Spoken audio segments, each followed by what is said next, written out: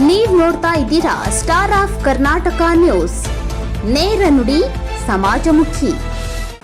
ಲಕ್ಷ್ಮೇಶ್ವರ ಪಟ್ಟಣದ ರವಿ ಚಿತ್ರಮಂದಿರದಲ್ಲಿ ಡಾಕ್ಟರ್ ಪುನೀತ್ ರಾಜ್ಕುಮಾರ್ ಅಭಿಮಾನಿ ಬಳಗದವರಿಂದ ಯಕ್ಕ ಕನ್ನಡ ಚಿತ್ರ ಬಿಡುಗಡೆ ಆದ ಹಿನ್ನೆಲೆಯಲ್ಲಿ ನಾಯಕ ನಟ ಯುವರಾಜ್ ಅವರ ಕಟೌಟ್ಗೆ ಹೂವಿನ ಮಾಲೆ ಹಾಕಿ ಪಟಾಕಿ ಸಿಡಿಸಿ ಸಂಭ್ರಮಿಸಿದರು.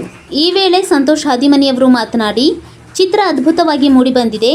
ಎಲ್ಲರೂ ಬಂದು ಚಿತ್ರಮಂದಿರದಲ್ಲಿ ಚಿತ್ರವನ್ನು ವೀಕ್ಷಣೆ ಮಾಡಬೇಕೆಂದು ಹೇಳಿದರು. ಇವಾಗ ತಾನೇ ನಾವು ಎಕ್ಕ ಚಲನಚಿತ್ರವನ್ನು ವೀಕ್ಷಣೆ ಮಾಡಿ ಬಂದ್ವಿ.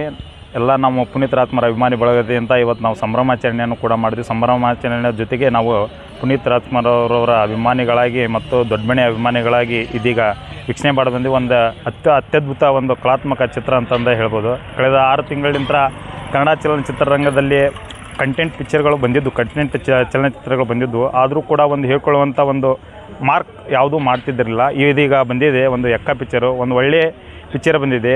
ಎಲ್ಲರೂ ಬಂದು ಪಿಕ್ಚರನ್ನು ನೋಡಿ ಮತ್ತು ಈಗ ಬರ್ತಾ ಇರತಕ್ಕಂಥ ಯುವ ನಟರುಗಳಿಗೆ ಪ್ರೋತ್ಸಾಹಿಸಬೇಕಂತಂದು ವಿನಂತಿ. ಮತ್ತು ಒಂದು ಫ್ಯಾಮಿಲಿ ಕಂಟೆಂಟ್ ಇರ್ತಕ್ಕಂಥ ಒಂದು ವಿಷಯ ಇದೆ.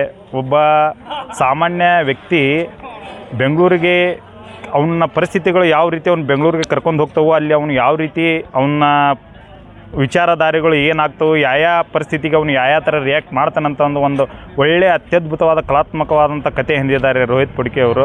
ಒಂದು ಒಳ್ಳೆಯ ಚಿತ್ರ ಎದ್ದಿದೆ.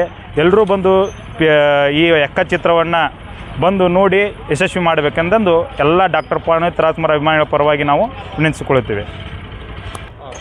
ಎಲ್ಲ ಕನ್ನಡ ಚಲನಚಿತ್ರ ಪ್ರೇಮಿಗಳು ಬಂದು ಎಕ್ಕ ಚಿತ್ರವನ್ನು ವೀಕ್ಷಣೆ ಮಾಡಿರಿ ಅಂತ ಕೇಳ್ಕೊಳ್ತೇನೆ.